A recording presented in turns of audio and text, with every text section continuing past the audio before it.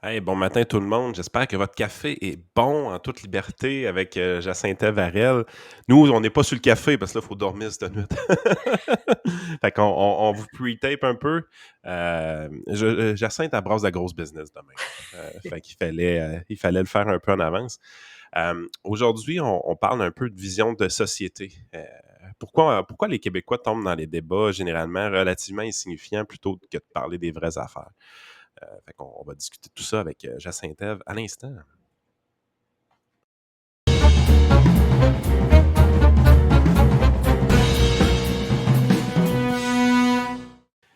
Yes. Donc, aujourd'hui, on voulait parler de vision un peu. Qu'est-ce que tu avais en tête que tu m'as envoyé ce sujet-là, Jacinthe? Ben, je pensais au maire, à l'ancien maire, à Régis? l'ancien maire. Non, Jean Drapeau. Oh, oui. OK, on Donc remonte à loin, là. ouais, ouais, je remonte à vraiment loin. C'est une époque qui m'a été racontée. Je l'ai pas connue, cette époque-là, mais je me disais: «Hey, Jean Drapeau, il s'est levé un matin, à un moment donné, puis il a dit: "Hey, on va construire une île dans le fleuve"». Puis c'est et ça cette époque-là de construire l'île Sainte-Hélène, de construire, un métro, de construire, l'Expo 67, toutes les infrastructures pour accueillir l'Expo 67.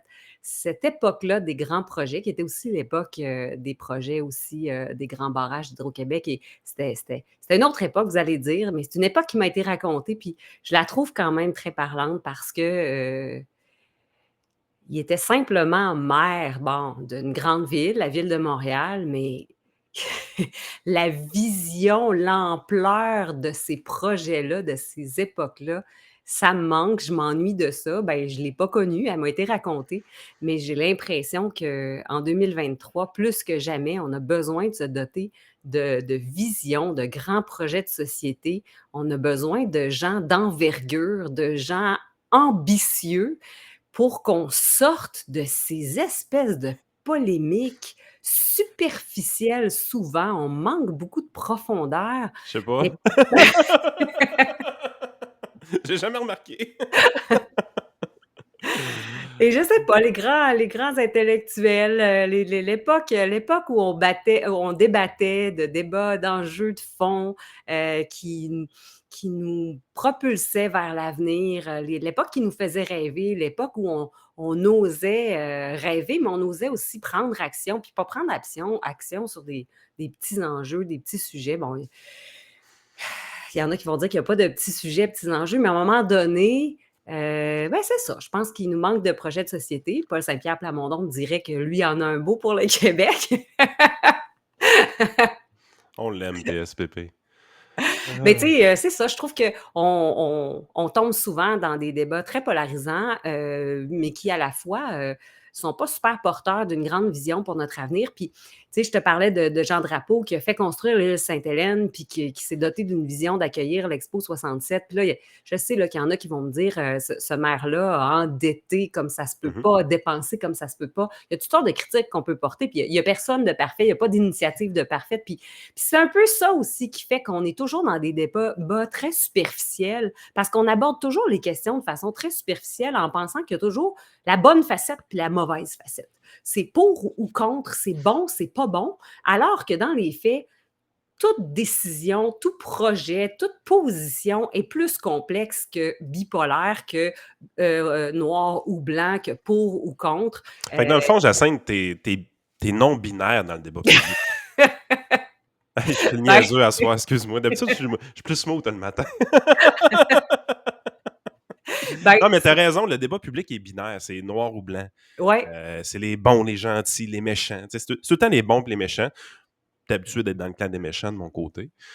Mais ce que je retiens de ce que tu dis aussi, c'est que quand tu arrives avec les grands projets, tu sais, des choses comme ça, au moins, ce qui est dans les journaux, ce qui fait discussion, ce qui fait les nouvelles à la télé, ben, c'est des enjeux. Quand tu regardes dans le budget du Québec ou tu regardes sur la dette du Québec, c'est des grosses cases dans le budget. Tu sais, je veux dire, c'est des affaires vachement importantes du budget. Là, on a l'impression en 2023 qu'il y a un éléphant dans la pièce, là, c'est le système de santé, par exemple. Puis on essaie de pas en parler de ça. Tu sais, on veut pas jaser de ça. Il y a un autre éléphant dans la pièce, c'est le service de la dette. C'est la dette publique du Québec qui est vraiment élevée. On essaie de pas en parler, c'est pas sexy, c'est pas le fun. Par contre, la laïcité, ça, par exemple, ça, c'est important.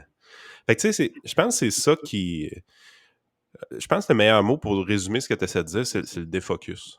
De parler Mmh, d'affaires qui sont relativement secondaires par rapport aux affaires qui sont réellement importantes. mmh.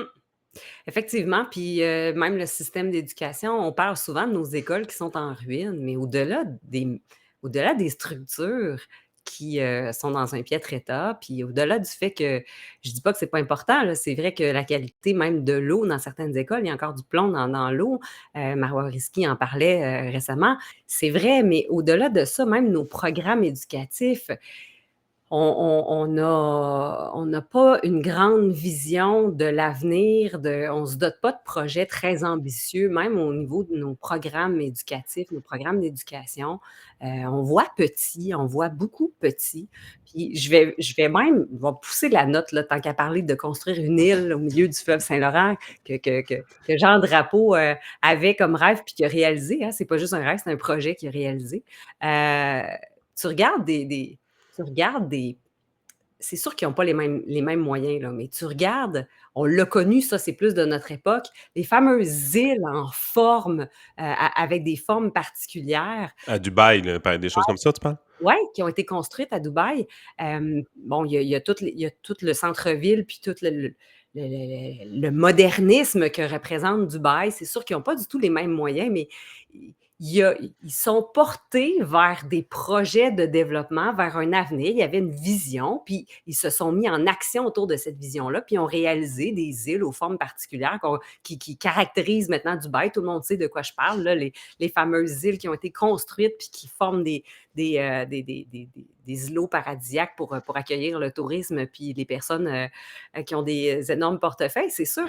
Mais, ça n'a pas de commune mesure avec ce qu'on est capable ici. Puis là, je sais que tu vas me ramener au réseau de la santé puis tout ça, mais, transposons ça dans notre réalité ici au Québec. On est-tu capable de se doter d'une vision ambitieuse, puis de se mettre en action autour de cette vision-là?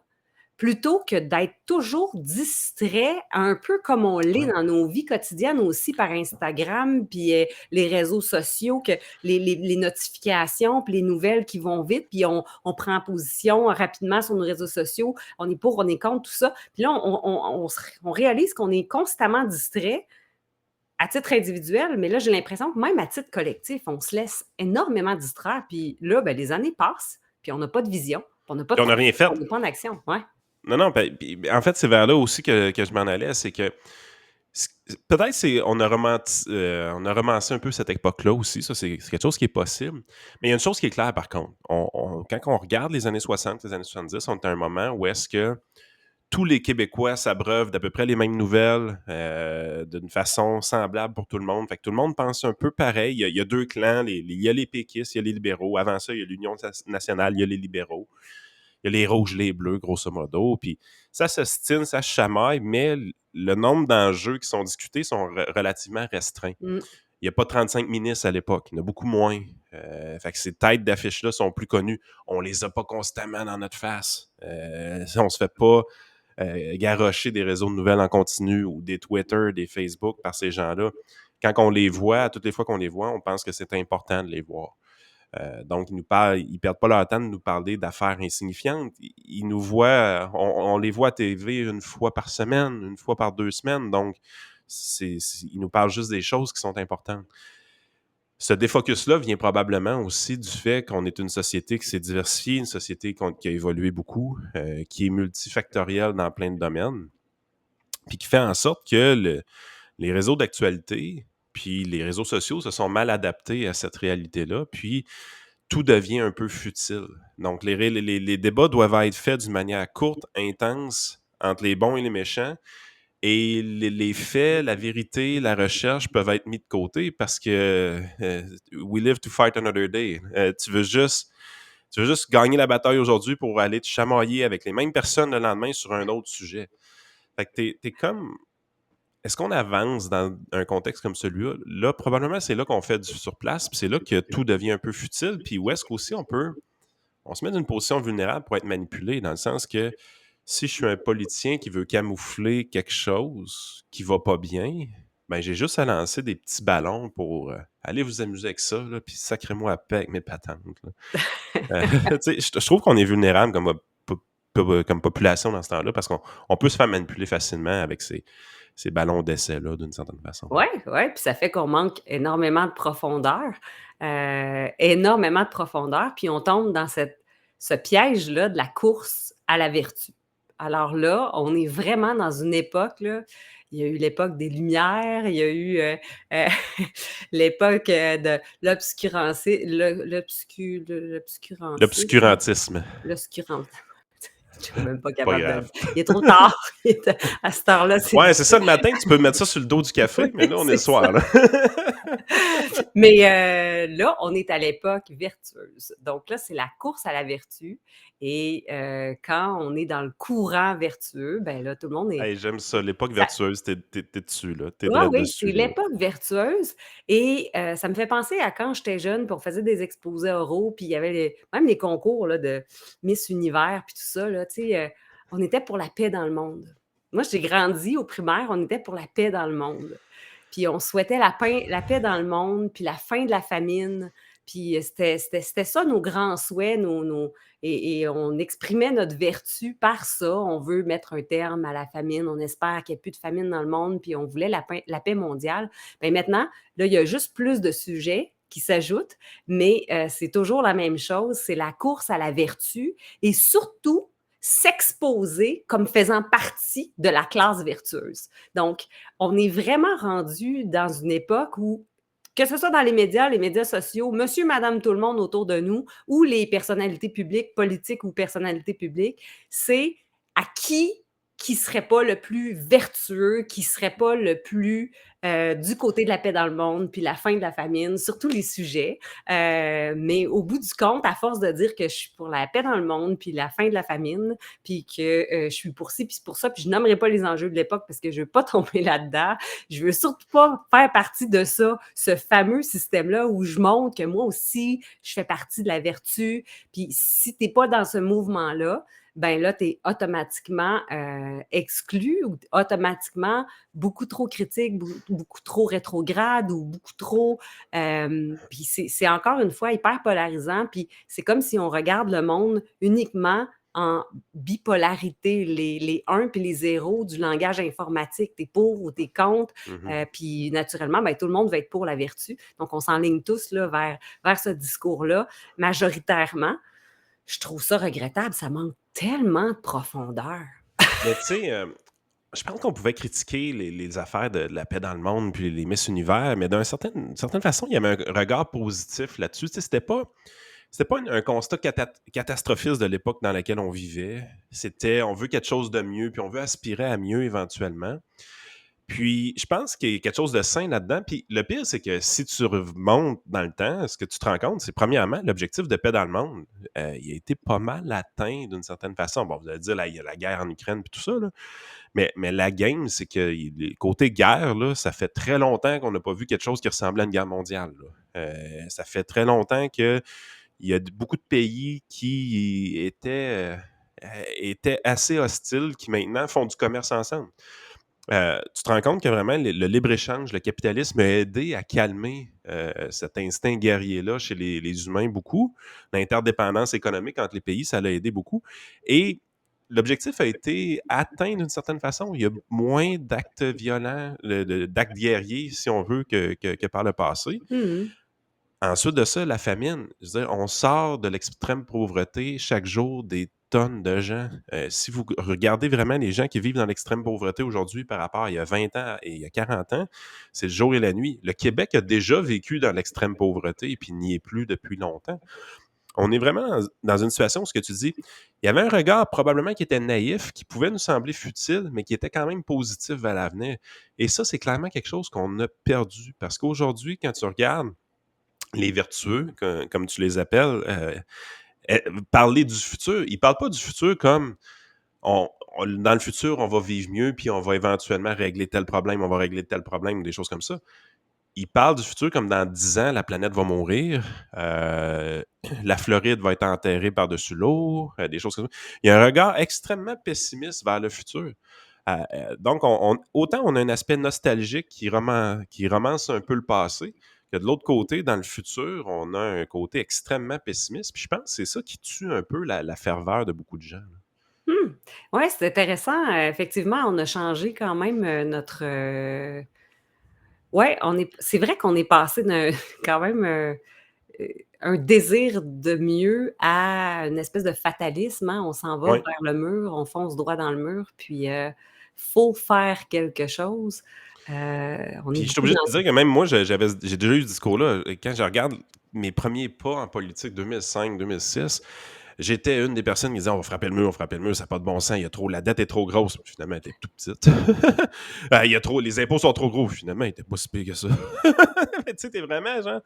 Ce que je me rends compte au fil du temps, puis c'est ça, je pense qu'on a perdu beaucoup, là, éventuellement, puis c'est ça qui nous rend fatalistes, c'est que malgré les politiciens, malgré la réglementation, malgré la taxation, malgré un État de plus en plus lourd, on a tellement été performants, on a tellement augmenté la productivité des gens que le niveau de confort de tout le monde a augmenté pareil, même au mmh, Québec. Puis c'est là que tu es vraiment dans une position, tu te dis crime. C'est là que tu te rends compte que quand tu donnes la liberté aux gens, là, c'est vraiment, vraiment puissant parce que malgré des mauvais politiciens, malgré des mauvaises politiques, malgré un manque de vision totale, notre niveau de confort réussit à augmenter. mmh. Fait que t'es vraiment là, tu te dis, imaginez-vous maintenant si on le réalisait, on comprenait que ce qui est derrière ça, c'est cette liberté-là qu'on s'est donnée au fil du temps, puis on s'en donnait encore un peu plus dans le futur. Au lieu de nous enlever des libertés, on s'en donnait un peu plus. Comment qu'on pourrait être encore plus performant, augmenter le confort de plus de personnes. Puis ça, je pense, c'est le bout où est-ce que on a beaucoup perdu ce regard-là qui est un peu plus positif. Puis moi, c'est le fun parce que le fait de me détacher de beaucoup de la politique, tu sais, je veux dire, t'es pas détaché dans la politique, tu en parles à tous les jours dans des podcasts, mais j'ai plus l'intention de faire de politique, j'ai pas l'intention de parler à des politiciens, j'ai pas le goût de parler à des journalistes non plus. Ça fait en sorte que ça m'a permis d'avoir assez de recul pour me rendre compte, pour dire, ah ben finalement, tu sais, le mur que j'ai tout le temps dit, on l'a pas frappé. Puis la raison pourquoi on l'a pas frappé, c'est qu'on est vraiment hot, là. Parce que c'est pas que les politiciens essayent pas de nous le faire fesser, là. Euh, ils sont, ils font tout pour que ça marche pas, puis malgré tout, les affaires marchent pareil. Parce qu'il y a des entrepreneurs qui sont performants, parce qu'il y a des gens qui travaillent fort, parce qu'il y a des gens qui veulent éduquer leurs enfants comme il faut, ils donnent un encadrement à leurs enfants pour qu'ils deviennent des meilleures personnes, malgré un système d'éducation déficient, malgré des objectifs où est-ce qu'on nivelle par le bas puis tout ça. Mais c'est pas parce que le système nivelle par le bas que les parents à la maison, ils acceptent de niveler par le bas. Fait que tu sais, il y a toutes sortes d'affaires de même, je pense que en vieillissant, je me suis comme rendu compte qu'à un moment donné, oui, il y a le gouvernement, oui, il y a l'État, oui, il y a les politiciens, mais il n'y a pas juste eux autres comme acteurs dans la société aussi, là. Mmh. Puis, Oui, puis puis c'est là qu'on a un rôle à jouer aussi, justement, à se doter d'une vision collective de société, puis de pas se laisser distraire non plus par des éléments plus futiles. Il faut prendre le temps aussi ouais. comme tu disais, de prendre un recul, lire, évaluer les questions d'une façon plus, tridimensionnelle ou multidimensionnelle même, plutôt que, sur une ligne, gauche-droite ou une ligne, pour ou contre, les Ami ennemi. oui, c'est ça. Ma fille faisait un travail sur, elle devait répondre à une question au cégep, sur, la mondialisation qui avait, accentué, la crise climatique et dans le contexte de la mondialisation qui avait accentué la crise climatique, est-ce que, on devrait, adopter des mesures protectionnistes Aïe, pour, aïe. finalement, résoudre, en partie, là, résoudre l'enjeu de la crise climatique? Puis, en l'accompagnant dans ce travail-là, elle me partageait ses lectures, ses réflexions. Je réalisais que plus je lisais sur les mesures protectionnistes, historiquement, maintenant, les alliances, géographiques que les différents pays, adoptent pour faire des accords de libre-échange. Plus tu lis sur la mondialisation, la crise climatique, les mesures protectionnistes, les différentes mesures protectionnistes, est-ce qu'on taxe les produits à l'entrée lorsqu'ils viennent de l'extérieur, tout ça, plus tu creuses, plus tu réalises que c'est multidimensionnel et que, mon Dieu, chaque sujet nécessite réflexion, lecture, approfondissement et c'est comme ça qu'on va en arriver Ah, puis je veux à dire, aborder. Ouais. pire que ça, c'est que les mesures protectionnistes, ils vont accomplir exactement le contraire de ce qu'ils veulent. Imagine, tu arrives en Tunisie, puis ils mettent au point une technologie de leur côté qui est super efficace pour traiter l'eau, peu importe. S'il y a du protectionnisme, là, c'est extrêmement difficile de transmettre cette technologie-là dans les autres pays. C'est, les gens ne réalisent pas comment que la mondialisation elle a facilité la libre circulation des idées. Mhm. C'est pas juste la libre circulation des biens, des personnes, puis de la consommation ou de la surconsommation, des choses comme ça. C'est aussi la libre circulation des idées. Le fait d'avoir des équipes pas géographiques, mais multi-ethniques qui travaillent ensemble pour accomplir le même objectif, c'est Uh-huh. du libre-échange qui permet des choses comme ça. Euh, je ne sais pas pourquoi on voit toujours le libre-échange comme étant quelque chose d'extrêmement péjoratif, mais l'objectif simple du libre-échange, c'est d'aller produire dans le pays qui est le mieux équipé pour faire tel type de produit ou tel type de service, d'aller produire dans ce pays-là parce qu'il va être plus efficace et de garder tes propres ressources pour des choses dans lesquelles toi, tu es plus efficace. Mhm. Donc, tu es mieux. Tu sais, c'est comme. On appelle ça la division internationale du travail. Ben oui, ben Donc, oui. on a finalement, par exemple, les iPads, les produits Apple, hein, sont conçus aux États-Unis, mais il y a des portions de fabrication ou d'assemblage qui sont faits en Chine et c'est ramené. Mais c'est sûr que les transferts de marchandises comme ça, il y a des. En fait, là, c'est. Oui, ça pollue parce qu'on a plus de transport, on a des longs circuits de production, de consommation, de distribution. Donc, mais Mais il n'y a tu pas me juste ça. dis, il y a pas que du négatif, il y a pas que du positif. Écoute, Pierre Fait que c'est Desrochers. là que ça me dit, c'est Ah ouais. tridimensionnel, c'est multidimensionnel. On peut pas dire ça c'est bon, ça c'est pas bon. C'est pas vrai, il y a du bon, il y a du Ben pas bon. oui. C'est complexe. Ben oui, le problème est complexe. Je vais vous donner un exemple. C'est Pierre Desrochers qui m'avait donné cet exemple-là à l'époque, puis je l'ai toujours vraiment trouvé bon avec les fraises du Québec. C'est vraiment l'exemple le plus facile de comprendre. Je sais, ils sont bonnes, les fraises du Québec. C'est pas ça le point, OK? Là, vous les trouvez pas bonnes, les fraises de la Californie. C'est correct. J'ai pas de trouble avec ça. L'idée, par contre, c'est que les fraises qui sont produites en Californie, vous avez l'impression qu'ils polluent plus alors qu'ils polluent moins. Là, tu te dis, comment une fraise qui a été poussée en Californie, qui a été transportée au Québec pour être mangée au Québec, qui n'est même pas bonne en plus, pourrait réellement être moins polluante que celle du Québec? Ben, parce que la terre qui est exploitée en Californie pour faire pousser une fraise est exploitée 12 mois par année. Elle a besoin de moins d'eau qu'au Québec pour produire la même fraise. La fraise a peut-être été modifiée génétiquement aussi un peu là-bas, des affaires de même. Mais les terres là-bas sont plus productives que les terres au Québec. Ce qui fait que pour produire 1 kilo de fraises, vous allez avoir dépensé plus de ressources au Québec qu'en Californie. Fait que même la fraise californienne qui a été importée par camion pour l'amener au Québec est moins polluante que la fraise québécoise. Parce qu'ici, là, savez-vous quoi? Il y a de la neige 8 mois par année. Qu'est-ce que vous voulez que je vous dise? C'est comme ça, c'est comme ça. On occupe des terres pour de la culture qui demandent plus de ressources que les terres là-bas.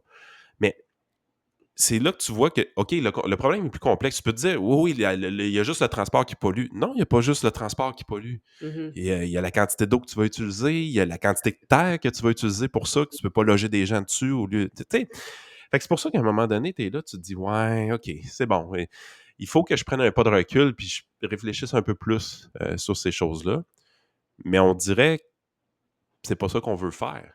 Tu sais, quand on amène la question à ta fille au cégep, est-ce que l'objectif, c'est réellement de la faire réfléchir plus ou de lui implanter une idée dans la tête? C'était très intéressant à poser comme question, effectivement, au fil de mes lectures. Mais ton exemple des fraises est un bon exemple pour démontrer que c'est ça. Il y a toujours des avantages, des inconvénients, et c'est dans le calcul des avantages et des inconvénients, mais c'est sûr que ça fait pas des bonnes lignes de 20 secondes pour les chroniqueurs à la Ah télé. non. Ça fait pas des articles non plus très qui correspondent au nombre de mots idéaux pour les clics Mais, sur les réseaux sociaux. Mais tu sais, mais il ça donne faut. des idées à une maman qui peut faire une job pour aider sa fille à réfléchir plus. Puis Oui. le secret est là. Ouais. Faites pas confiance à l'État pour éduquer vos enfants. Sérieusement, là. Mais tu sais, hey, je veux quand même t'agacer sur les Ouais, fraises vas-y. sur un enjeu.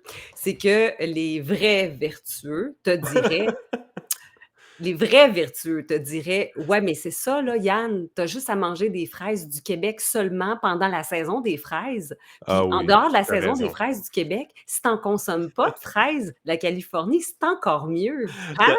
Tu as tellement raison. Puis c'est tellement ça C'est ça! l'argument, là. Ah, c'est tellement. T'as pas besoin de te faire un shortcake au mois de février, là.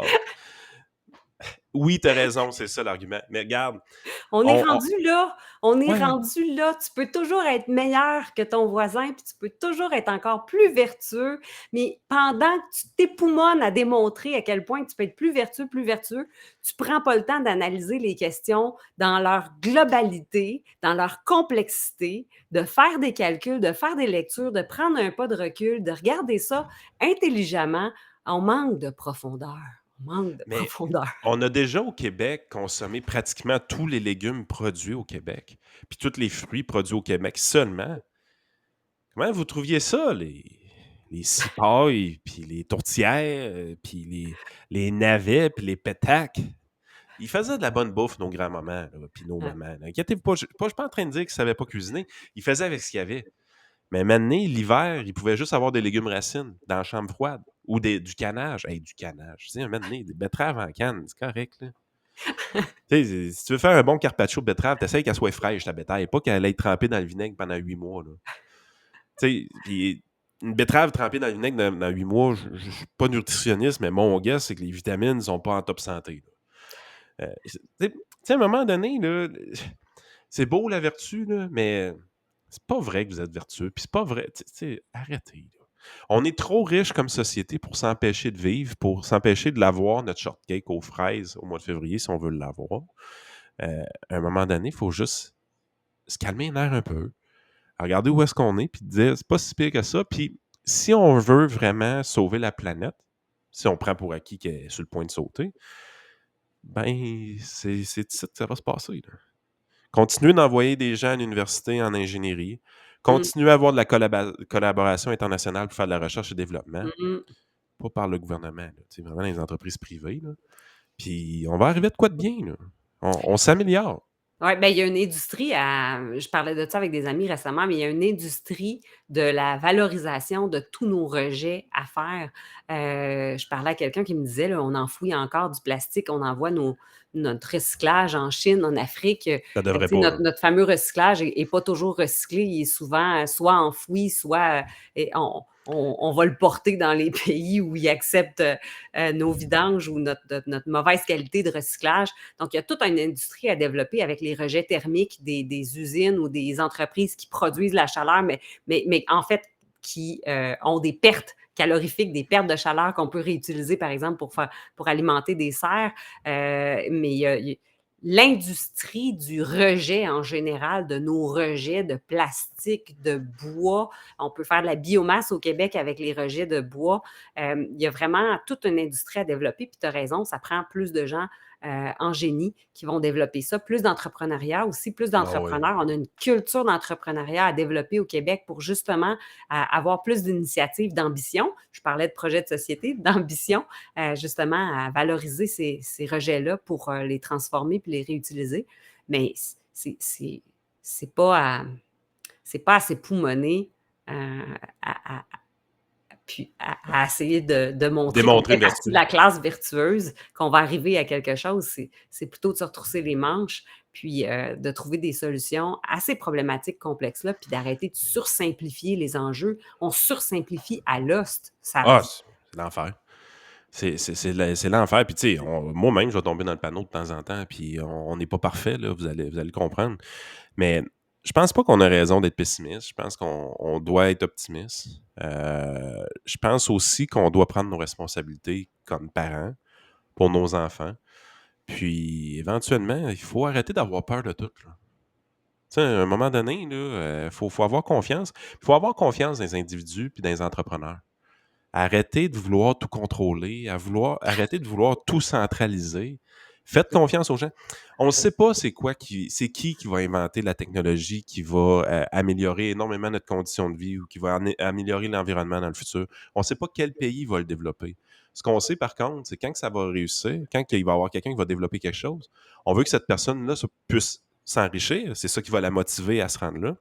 Puis on veut avoir accès à ces technologies-là, nous autres aussi. Donc, on veut continuer le libre-échange avec ces gens-là pour y arriver.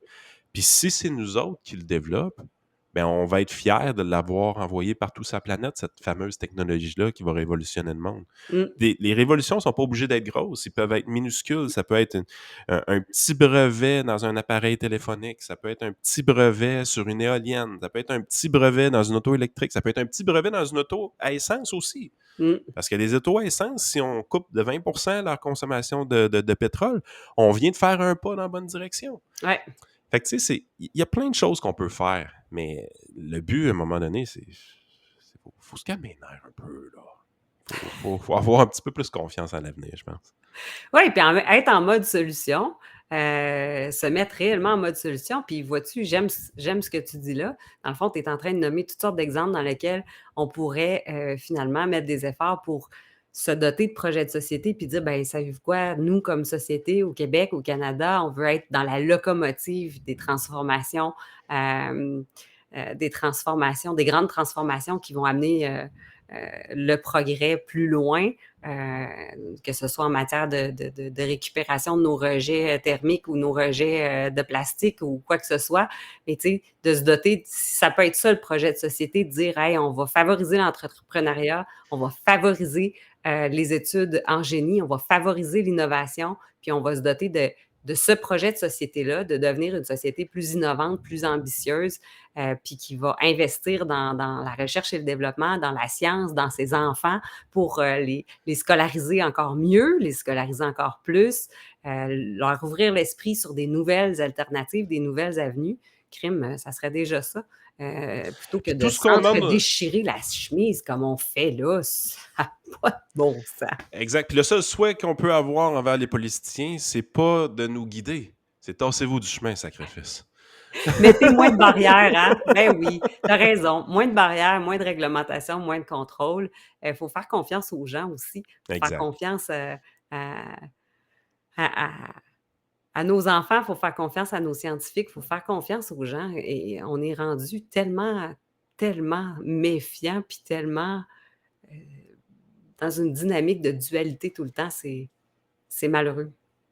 Écoute, Pierre Desrochers a écrit un livre de Love Dilemma de mémoire.